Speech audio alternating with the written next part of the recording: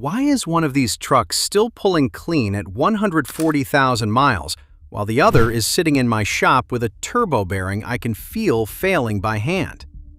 Two identical 2018 F-150s, both 3.5-liter EcoBoosts, both at 140,000 miles. I have been working on these engines for over 20 years. The maintenance schedules are the same. Both owners changed their oil on time. The difference is what was in the bottle.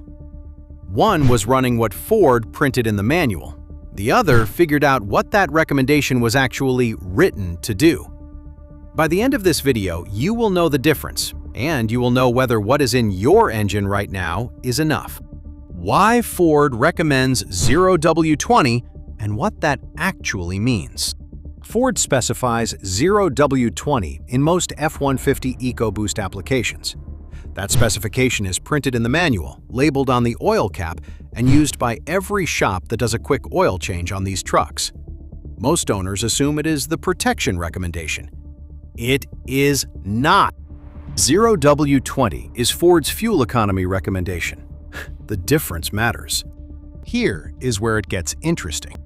CAFE standards, corporate average fuel economy regulations, require every manufacturer to hit a fleet-wide average miles per gallon across all vehicles they sell. A thinner oil reduces internal engine friction. Less friction means slightly more efficiency.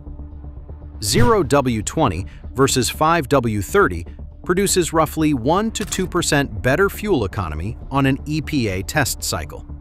For Ford's fleet average, across hundreds of thousands of F-150s, that fraction of a percent is significant. It is the difference between hitting a compliance target and paying fines. Ford also writes that recommendation around the warranty window, 3 to 5 years of coverage in normal conditions. In that window, a modern EcoBoost on 0W20 with proper maintenance is fine. The warranty window is not the ownership window. The average F-150 owner keeps their truck 10 to 12 years. They tow, they sit in summer traffic. They run 150,000, 200,000 miles in conditions Ford's test cycle never modeled. The manual was written for the compliance test and the $5 billion warranty budget. Your truck is living in neither of those. What 0W20 does to your turbo bearings under real load. This is the specific failure mechanism that most F-150 owners never hear about. It is the one that turns a $60 oil change decision into a $4,500 repair. Your EcoBoost's turbochargers spin at 150,000 to 200,000 revolutions per minute. The bearings inside those turbos float on a film of engine oil. That oil film is the only thing separating the spinning shaft from the bearing surface. The thickness and stability of that film is determined by oil viscosity, and viscosity drops as temperature rises. At normal operating temperature on a gentle highway cruise, 0W20 provides adequate film. The problem is not gentle highway cruising. The problem is what happens when you engage the turbo under real load, towing a trailer up a grade, accelerating onto a highway in summer, running in stop-and-go traffic where the turbo is cycling constantly without the cooling airflow that highway speed provides.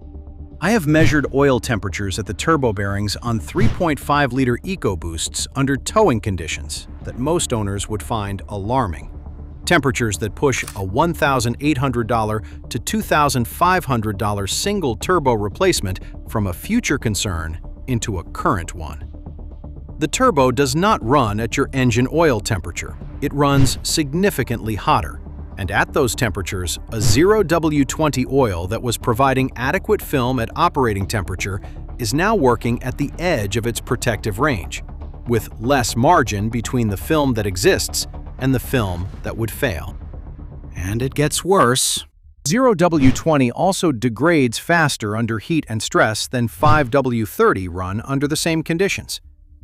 I have pulled oil samples from customer trucks, same engine, same mileage, same use, and the 0W20 samples consistently show further viscosity drop, higher metal content, and more depleted additive packages than 5W30 at the same interval. The 0W20 is working harder and showing it. The 5W30 has margin left. The degradation is invisible until the day the damage is not. I had a customer with a 2019 F-150 3.5-liter, 97,000 miles, towing a landscaping trailer 3 days a week. He had been running 0W20, changing it at 7,500 miles, following Ford's guidance to the letter. The cam phasers were rattling on cold start. When I pulled the solenoids, they were coated in varnish deposits, inconsistent with a truck at 97,000 miles on regular oil changes. The oil had been breaking down faster than the interval accounted for. We switched him to 5W30, cut the interval to 5,000 miles. The rattle stabilized. No phaser job yet, but he was closer to 1 than his service history suggested he should have been. $0 to change what is in the bottle.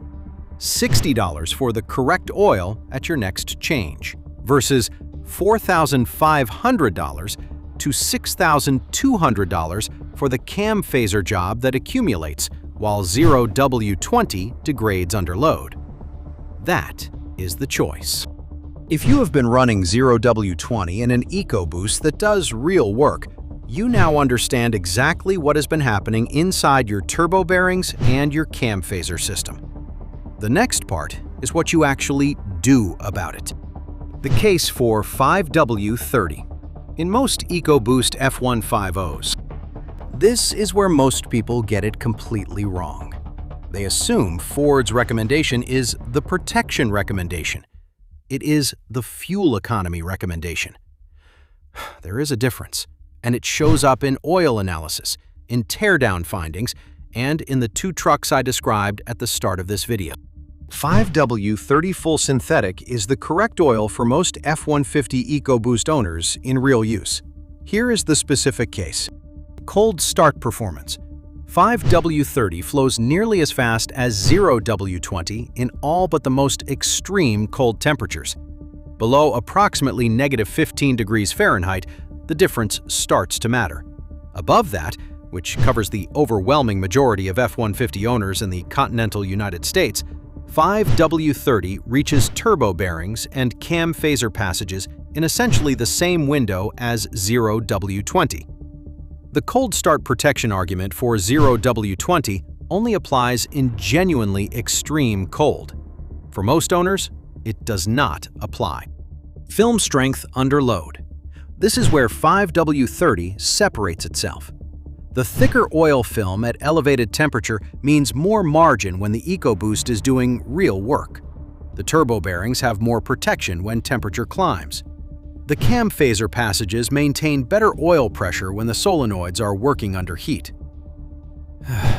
Every condition where 0W20 is working at the edge of its protective range is a condition where 5W30 has meaningful margin remaining. Fuel economy penalty. Real and small. On mixed driving, 5W30 versus 0W20 costs roughly 2 to 4/10 of a mile per gallon.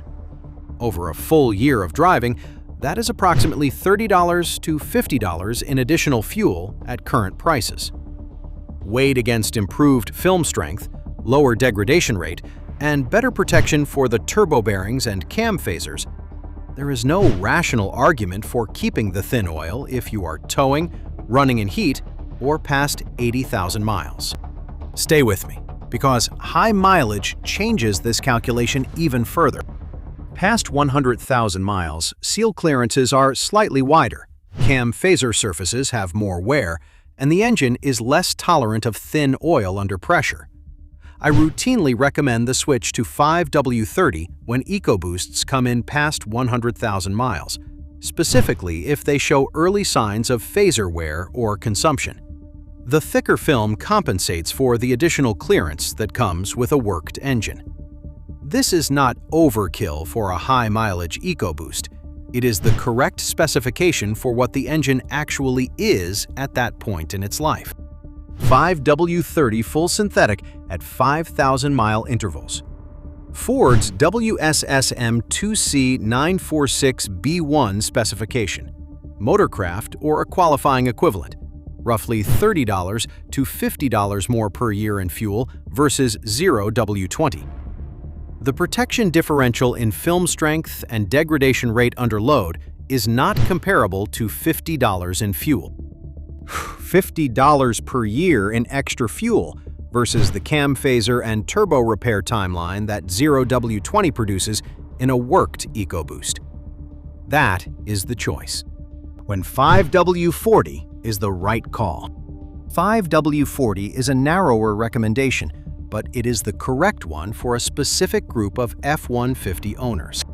If you are regularly towing heavy, loaded fifth wheel, equipment trailer, anything approaching your maximum tow rating on a consistent basis, 5W40 maintains film strength at temperatures that 5W30 is working harder to sustain.